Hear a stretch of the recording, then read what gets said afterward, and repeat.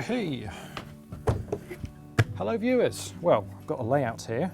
Now, this is something that I had an idea about 2 or so months ago. Why don't we go out as a BRM project layout and buy something that's already done, something that we can convert, something that's relatively basic and it's got all the essentials there. So, Phil found us one. I went down to, well, just outside Brighton, picked this up. It's called The Art of Compromise, built by a chap called Chris Ford.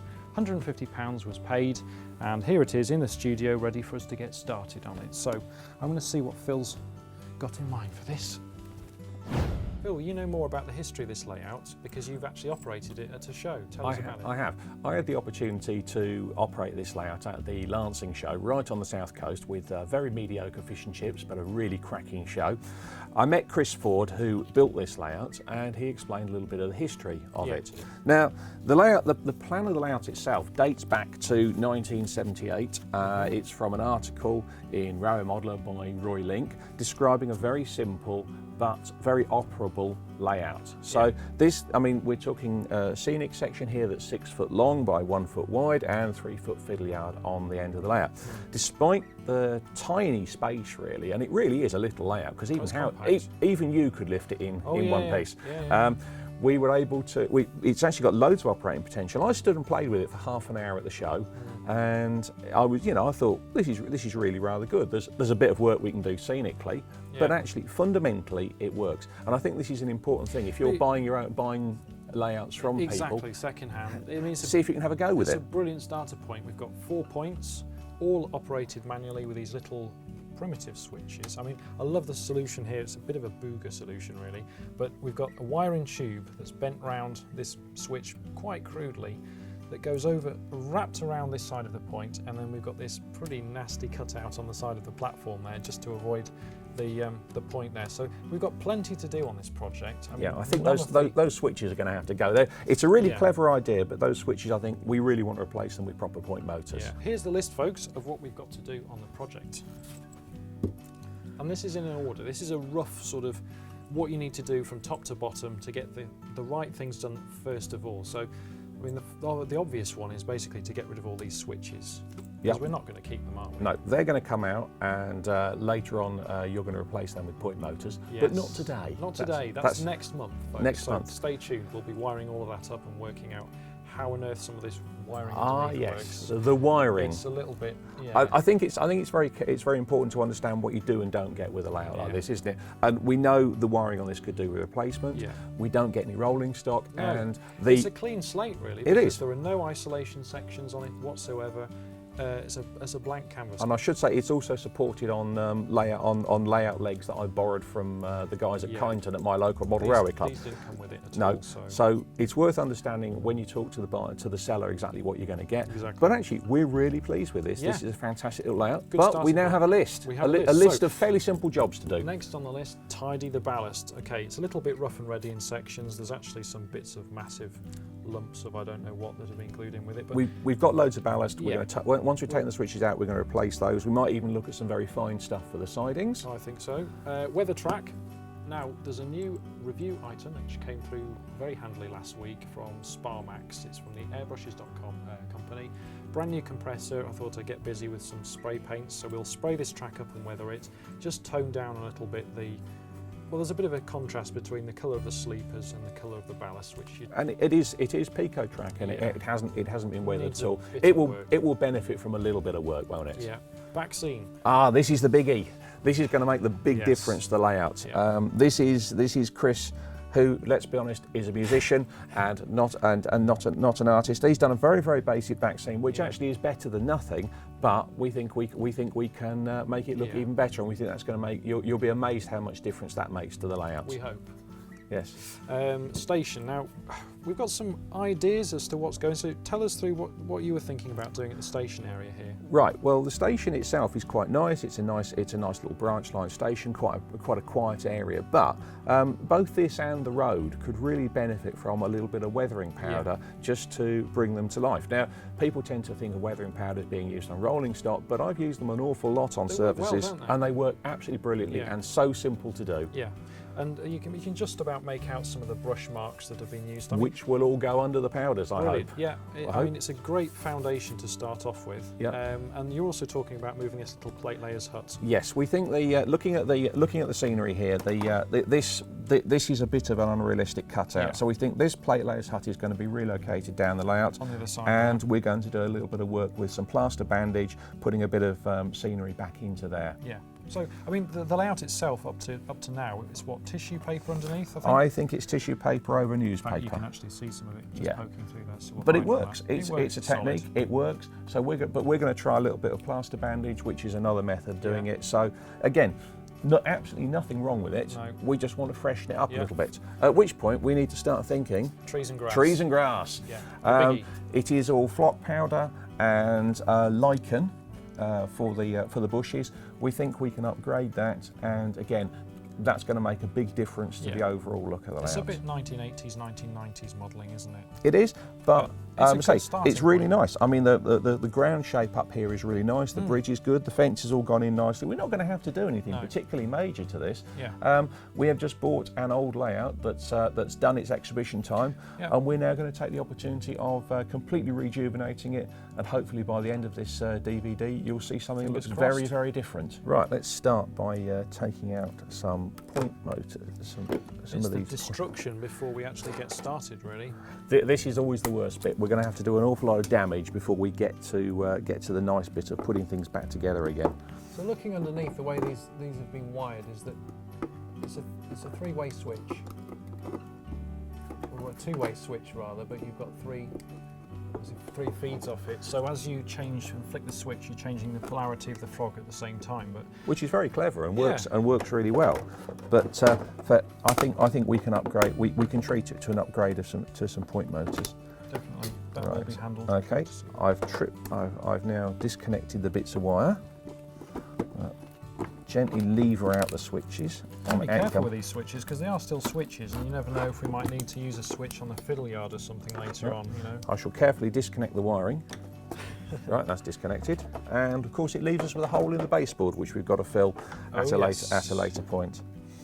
But carefully waggle out the. Now, obviously, every layout's going to be different in this respect. You're going to end up with all sorts of little niggles to work your way out. But I say at this stage, it's all destruction. Yeah. And we will be everything we damage. We're going to have to fix later. I mean, the great thing with Pico points is that you've got three mounting sections for your point motor onto the actual onto the blades with the little plastic holes, one either side, one in the middle. So here, for instance, by the platform, it's probably not a great idea to install your point motor on this very corner here. So what we're going to do is trim this little lobe off here flush with the track. Track doesn't have a lobe sticking out the side anyway, so that'll improve the appearance. And I'll probably do the same on this side as well, and then we'll use a point motor right under the middle there, acting on the centre pivot, which is actually probably the best case scenario for most points. It is the best case scenario. The slight snag is there's no hole under there for the point No. motor, so we're going to have to It's gonna be improvise. interesting. There's going to be some improvisation on Oh, these yes. point motors to come. Again, it's very much a case of take a good look and see what you're getting, Yeah. and bear in mind, we're going to need to be a bit clever with this. But I think Yeah. we've got a couple of ideas Exactly. and a couple of plans. Now I am going to. Look, I've got a bit of tube, and that's just slid out, leaving again a nice little gap in the ballast, but we'll fix that in a minute when we do a little ballast tidying there. Yeah. But that's done. That point is now as Pico intended. To be fair, it probably will still work, because the contact between the switch rail and the stock rail is actually the way they're originally intended to Exactly, move the power yeah. around. But doing the tweak by putting an extra switch in to do the polarity just makes it a bit more reliable. So we're going to need to move this hut anyway, so I'm just going to carefully leave it on one side of it. Obviously we're not quite sure what glue's been used to put it down, but I suspect something like Yoo-hoo, the way it's clinging to the grass. Just lift the other side a tiny bit there as well. It's a plastic hut, so don't want to do too much damage. There we are. Minimal damage. Let's relocate it, see where it looks best. perhaps I'll relocate it down here, and I'll trim the scenery and finish that off when I'm filling all the holes for the switches. We're obviously left with some decent sized holes in the baseboard to fill. So what I've done is I've used a little bit of foam board and just cut it to size, and that, because it's slightly squashy, will fit rather nicely in the hole. So I'll put a bit of glue around that, and there we are, ready for a bit of scenic treatment over the top, and then we can crack on with the ballasting. So we're reballasting the layout, as you can see, in some areas. So we've got two sidings here really, one of which is a goods one, one's a little bit of a dock perhaps for loading cattle or whatever. Chances are, back in the day, we're sort of talking about GWR 1930s, 40s period here, these would have been ash ballasted, so we're not looking for a heavy duty coarse grade ballast, and tend to find, actually feels the same with these products, that bathing sand for chinchillas, things like that, it's really good, very, very fine. And the brilliant thing is that you can just sprinkle it over. Here we've got a mix with nearly about 50-50 Chinchilla Sand Deluxe Materials Ballast Magic. So the glue's pre-mixed, all we need to do is just douse it down with some water. And hey presto, you've got a freshly ballasted section. And look, actually, you can see Phil's trail of destruction. So tell us what you're up to, Phil. I will. I'll leave you with a wagon just so you can test your ballasted sections. Yeah. And move on. Now you can see that I took out the point motor switches, and I've filled them in with foam board just to fill the gaps. But obviously that leaves me with great big chunks still to cover up, and just smooth them out. I've got a little trick. First of all, I'm just going to peel away the lichen. It just peels off quite nicely because it's actually a natural product.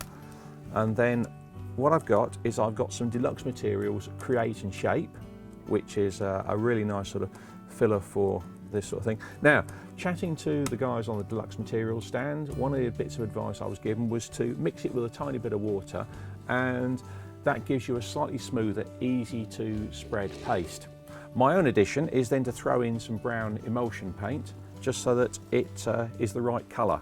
That's sort of rather dubious brown, but it makes for a nice brown ground colour, and so if anything cracks or breaks, then we're not going to be exposing bits of white filler anywhere. And taking an old lolly stick, I'll just smear it around, and I'll get a nice smooth, quick drying hole filler there, and you can see that the landscape is gradually coming back to where we'd want it to be, and you won't be able to see the join. Now, important thing when you're ballasting around points and things like that is to make sure that you don't get any of your ballast where you're moving your mechanism. And it's really important to stress that, because once you've glued it and the glue's in, these things can stick, and they're problematic, aren't they, Phil? I mean, you get a bit of a stone in the switch. There's some very bad language used once you've glued a point up, because it's an expensive mistake to make. So certainly, little brush, things like that. Little brush, keep the stuff out, and I tend to have a little bit of area around the moving bits. You'll get a little once we start using watered down PVA on this stuff, it will spread. So a little bit of a gap there is a good idea, and we can always use a few dabs of dry PVA just to put the finishing touches on there. Yeah. What I tend to do is I'll often use a little bit of blue tack pushed into all the moving parts, and that will fill all the gaps where you really don't want the PVA or the glue or the ballast going, and then you can pull it out again later on. The ballast's all in place and we've tidied it up. I've misted it with water to give it a bit of a soaking, just using a little atomizer spray bottle, mix of water and a couple of drops of washing up liquid, just to make sure that the surface tension is broken. After that, I put a few drops of a 50-50 mix of water and PVA onto the damp ballast, and the great thing about it is, because it's damp, it won't lift the ballast up again, and it'll just stick down rather nicely. This is going to take a little while to dry, but then once it's done, it will be absolutely rock solid. Final handy hint: when you mix your water and PVA, leave it overnight to steep, so you get a really good mix. Just leave it in the jar and it will be much better, and you won't get any blobs of unused PVA appearing on the ballast. The next job I'm going to work on is the area around the station, where we felt that it was all a little bit crowded and the landscape was quite vertical, really, where it had been cut out around the hut. So I'm going to smooth that off a bit. Now, To do that, I've started by cutting out a chunk of the landscape, and it's interesting because you can see that it's actually made up out of old paper towels which have been supported on screwed up magazines and cardboard formers to form the land contours. Now this works really well, and it's also incredibly cheap to do, because I mean this is probably scrap card and the paper towels are cheap enough. This is one of these big rolls I think you get in garages that cost you a tenner for about several layouts worth. But I'm going to be slightly more sophisticated, and I'm going to use some plaster impregnated bandage. We often call this Modrock because that's one of the trade names, but actually there's many suppliers do this. This is Gagemaster version.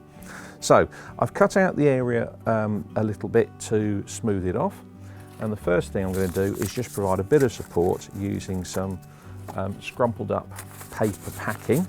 That's the sort of thing that you think I really must have a use for that, but before you throw it away, just pushing that down in position. It doesn't have to do a lot. It's just going to be there to provide a bit of support for the bandage.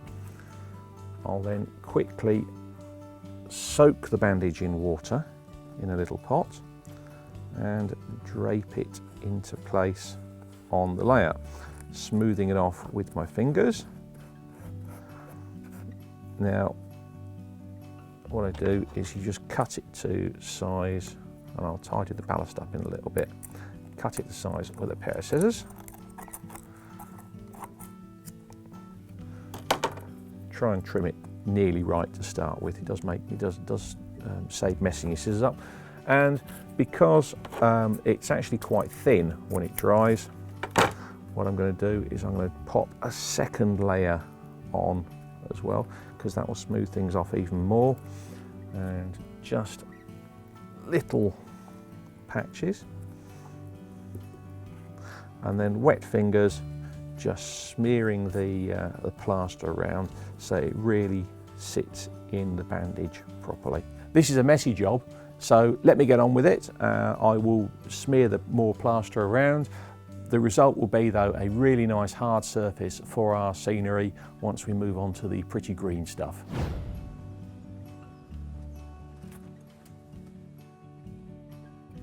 Right, trees. That was a good selection here from Woodland Scenics.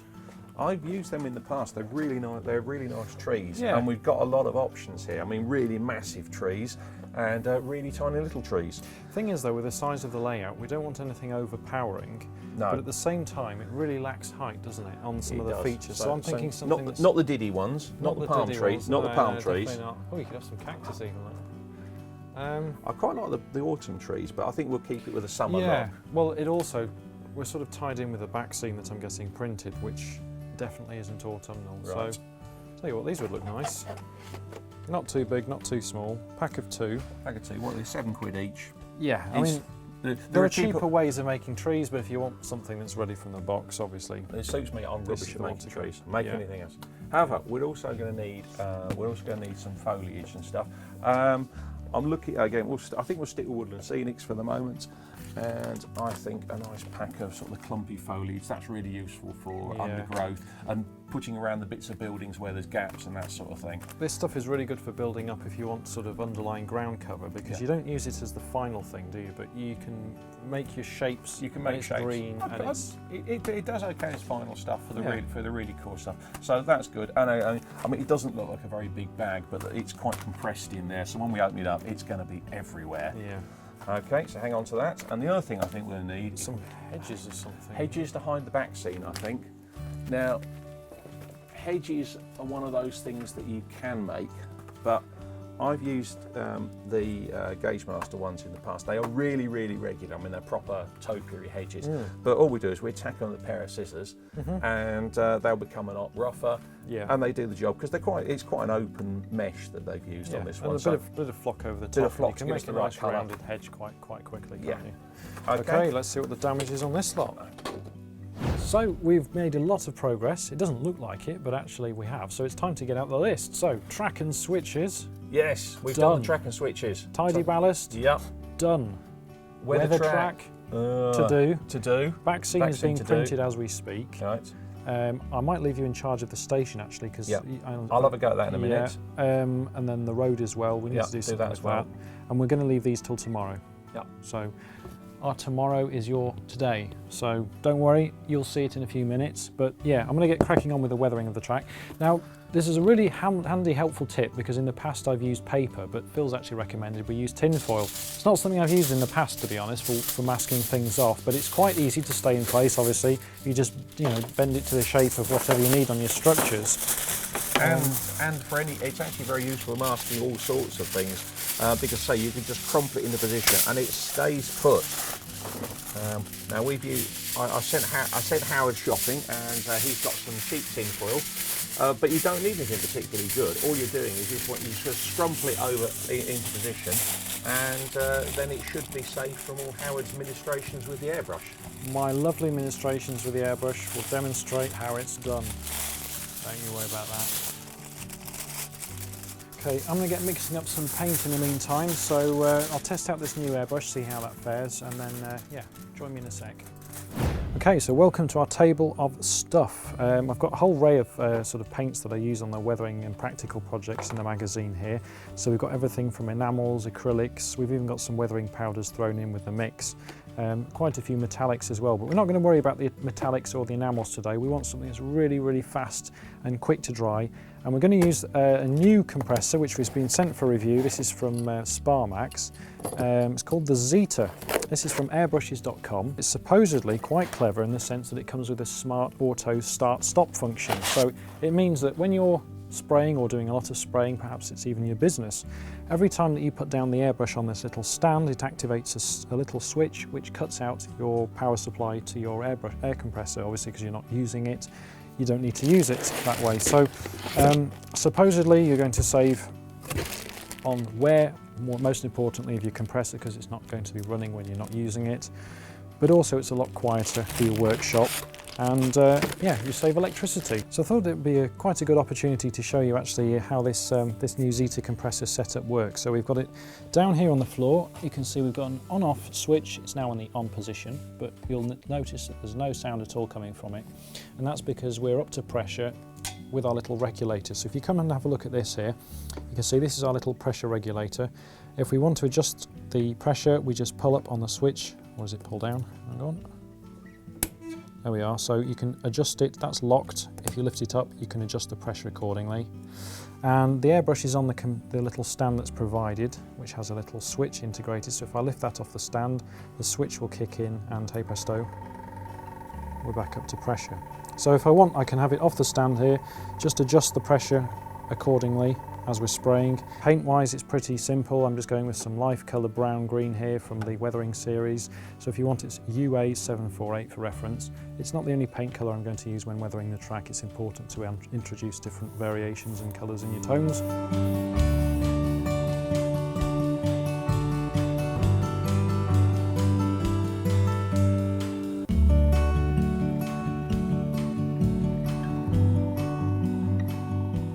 Okay, weathering of the track is now done. I'm quite pleased with the way it's actually turned out and looking. There's a good variety of tones in there, but I've only really needed to use 3 colours, and the ones that I've used, just for future reference, if you'd like to have a go at doing something like this yourself, are mostly from this pack. It's from Life Colour, it's the Rail Weathering set. But actually, funnily enough, the way some of these are labelled haven't exactly been used the same way. So the main tone I've used, just to kill that sort of really, really bright chinchilla sand colour, is some of the weathered black from Life Colour. That isn't actually available as part of this set, but that's the one I've used just to get rid of that really bright tone. Just gone in with some of the brown stone colour here and there just to pick out some of the colours, and then I found that track dirt is actually a really good colour for rust. It's not too in your face, it just knocks back the colour of that, you don't want rails to look overly rusty. That aside, yeah, good bit of kit. So we're now going to crack on with the back scene. Okay, so let's have a look where we are. So weather track finished, back scene no. Got to do the back scene yet? Station, yep. Yeah. Down the platform, that came up all right. Road 2. Very happy with that. Trees and grass and back scene. Okay, I think you've got some ideas for this back scene. Talk us through the project. what we'll do is we've got a back scene that we're having printed up, but I mean we could just use a pre-printed photo back scene. However, the big problem we've got is that we've got an existing landform and we've got a bit on the back scene which is nailed firmly to the baseboard, so we can't take this board away. No, it's not moving anywhere. Whatever we do then has got to fit along the top edge of this scenery, and then we'll have to find a way of covering the join. So what I've done is, because I don't want to start hacking away on our proper back scene, I have made a fake back scene out of bits of paper stuck together. He's good at this. He should be a railway modeller. Yeah, I'll get the hang of it one day. And what we're going to do is we're going to spend a load of time now cutting the bottom edge of this so that it matches the top edge of the scenery. Yeah. We're going to need to mark it first though, aren't we? Yeah, there's going to be an awful lot of messing around with black pens and scissors and stuff. But once we've done that, we will then transfer that edge to the proper photo back scene, and we should better cut that once and it'll all be perfect. Well, photo back scenes, they're not exactly free, so we want to make sure we get this right first time round, and this is an easy way to do it. So let's get cracking.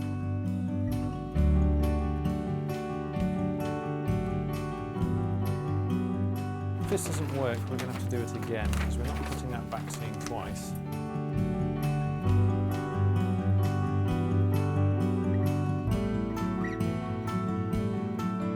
I think that's I'm pleased with that. Off you go, digital, and go and get us a back scene. Yes, 20 minutes has elapsed. Let's see if we've got anything.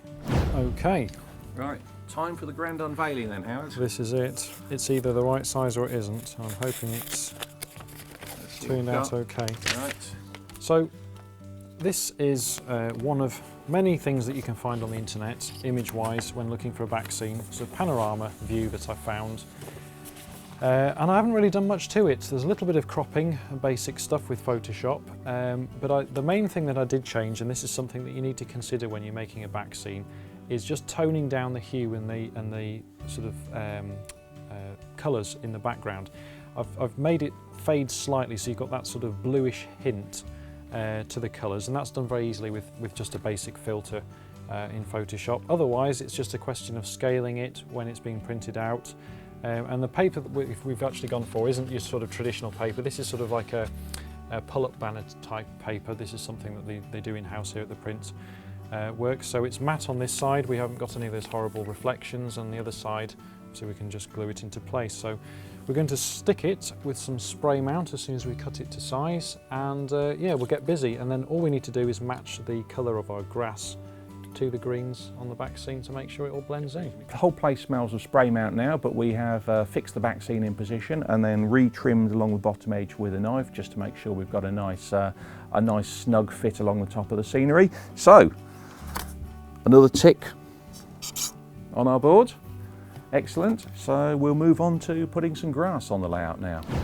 First stage is to get some glue everywhere that I need to apply my grass, and I'm using Deluxe Materials Scatter Grip, although ordinary PVA will work, there's lots of other specialist glues out there.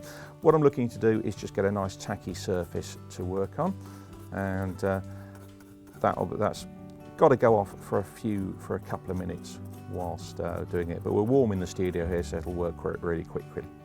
Static grass has made a huge difference to model railways, because suddenly instead of using just ground up bits of foam, we've got things that actually look like grass, but there's lots of ways of achieving it, so we're going to show you a couple today. Now, as you can see, I've just slopped a load of the glue around. There's no precision required for this job. And we've mixed up a couple of pots of grass using some Woodland Scenics, medium green and a bit of beige, or wild honey as they like to call it. And I've put them into an electric static grasser tool. These aren't essential to use, but if you need to work quickly like we are today, then they're not a bad idea. And they're the sort of tool that will last you a lifetime and can be shared between groups of friends as well. All I do is I earth the one end of it using a screwdriver poked into the glue, switch the tool on and shake it around, and suddenly the layout is growing grass. Now, those of you who remember Action Man will recognise the stuff as pretty much Action Man hair, but it works an absolute treat, and you can see almost instantly the area is covered. Now, there's stuff gone absolutely everywhere here, but that's not going to be wasted, because what I'm going to do is I'm going to vacuum it up with a handkerchief over the nozzle of the vacuum cleaner, and then I'll put it back into the static grasser tool. So let me crack on with that and move you over to Howard, who's doing some work with some trees. So whilst we've got Phil over there busying himself with some static grass, something he loves doing, I'm cracking on with some tree making. Well, tree refining, so to speak. So just adding a little bit more foliage and texture to the trees rather than them being just one overall colour from the box, and adding the sort of layers that you tend to get with foliage on trees. Now I've got a whole selection of things here to choose from. This is my box of static grass and foliage goodness. But there's only a few colours that I think are really going to work with the back scene we've got. And that's these slight sort of clump foliage things from Woodland Scenics, some fine turf there again from Woodland Scenics, and then we've got some coarse turf. This is medium green, so it's not quite the darkest, but again it's not the lightest either. And I think these are going to work quite well with the canopy. So again, we've got some spray mount on the go. I'm just going to continue using this. I mean, it's actually very, very fast drying spray mount, and it's also immediately sticky, so just get loads of it on there, and you can see straight away as soon as you put the foliage on, it's going to stick to it. There we go. I'm just going to go in there with some coarse turf, just gently sprinkle it around. So maybe even get the hand in there, get the whole load in. So this is a little bit sort of there's no right way or wrong way to do this, but you just want to get it on there to start with, just to see how things look. And then, of course, as you fill the tree up, I mean, all trees are different. You can get some that are completely covered in ivy. You can get others that are half on the way out, and they might have half the trees completely died off and just branches exposed. But for the trees on our layout, looking at the back scene, most of the wooded area around there and the landscape tends to be in good nick, so we're not going to overdo these. But I mean, if you want to, we can just go in there and cut some of the layers out and just make something a little bit different out there. We just don't want it to look too even, really. That's the main aim of the game. And of course, well, this one, it looks a little bit like a silver birch, the effect on the bark there, but I'm not too keen on that, so I might just airbrush them when they're on the layout, and we'll just get these in place. And the bases are removable, so we won't be needing those. We'll just stick them straight in a little hole in the landscape. So let's get across the layout and put them in place. Well, as you can see, the scenery is completely transformed now, but there's still two things that we need to add, and those are the two trees. Now, I like to look at a tree that you've perhaps, you know, modified, tweaked a bit, and determine which is a good side and which is a bad side. That, for instance, bit boring, bit bland, bit same old, all over, uniform, boring side. This side, a little bit more open, there's a little bit more going on there. So this is the side that we're going to have facing the layout.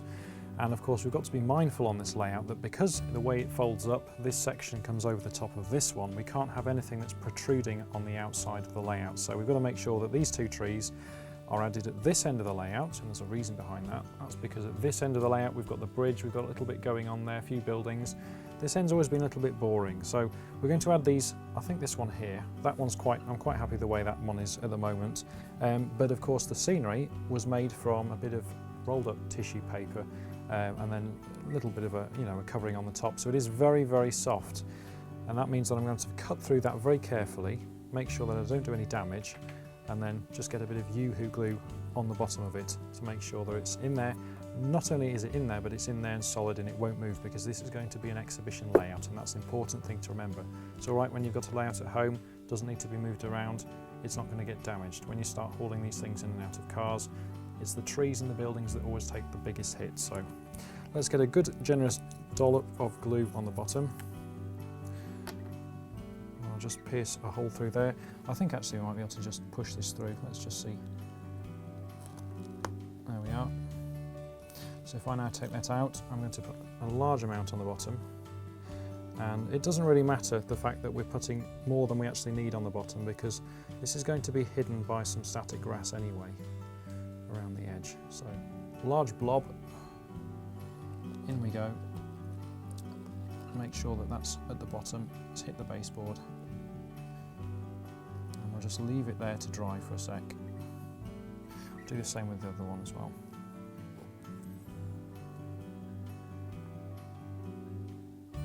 Now the other alternative, if you've got a little bit more time, is to drill a hole straight through into your baseboard, the same diameter as these trunks, and do it that way. The only reason I'm not doing that is because these trees would be too short if we did that. They're already in the embankment, and yeah, just a bit of foliage there resting on the back to support it. What we might do is just add a bit of spray mount and some extra foliage at the back so that it's all solidified as one clump on that particular tree there. But there you go, the last two finishing touches. I might just be tempted to airbrush in a little bit on the trunks there to get rid of that sort of zebra effect, but I think in the whole we're done. There is just one more addition though, and I think that's in the hands of Phil. One last little detail to add.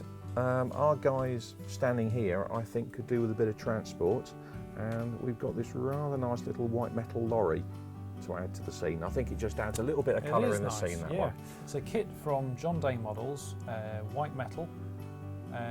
Talk us through actually, because you built the kit. Well, it was really simple. The parts are actually nice and clean. You just, if you could build an Airfix Spitfire, I think is the way of saying it. It goes together. I primed all the parts, painted them ideally separately, and then just super glued them all together. It's if you do it over a series of 7 evenings, a couple of evenings just to let the paint dry, right. It's a really nice job. Probably takes you about no more than about 15 minutes in total. Yeah. But you've got to let the paint dry between each stage. I'm not a lorry or truck connoisseur, but I'm told it's the same model as the one used in Heartbeats, the series. Yeah, it's in Morris, I believe. Morris, something Yeah, like that. Yeah, it's a Morris. It's a Morris drop side, and so it fits in there really nicely. Yeah. So finishing touch there, just adds a little bit of interest to that scene. I think we can do looking our good. tick list. So trees, grass, done. We've done the trees. Complete. We've done the grass. The layout is finished. We bought this tired-looking second-hand layout for less than the cost of its track, at just £150, spending under £50 transforming it scenically. Proof that if you don't have the ability to build from scratch, there's some great deals to be had second-hand, and for less than the price of a new RTR double-O gauge locomotive. We knew the fundamentals of the art of compromise were there, but compromise we didn't in transforming it. It's now regained its Welsh flavour, verdant greens, rolling hills and country-esque charm. So, mission complete. Our scenic job on this layout is done, and pleased with our efforts we can now move on to other things. Mostly it's wiring, but that's going to be for another episode.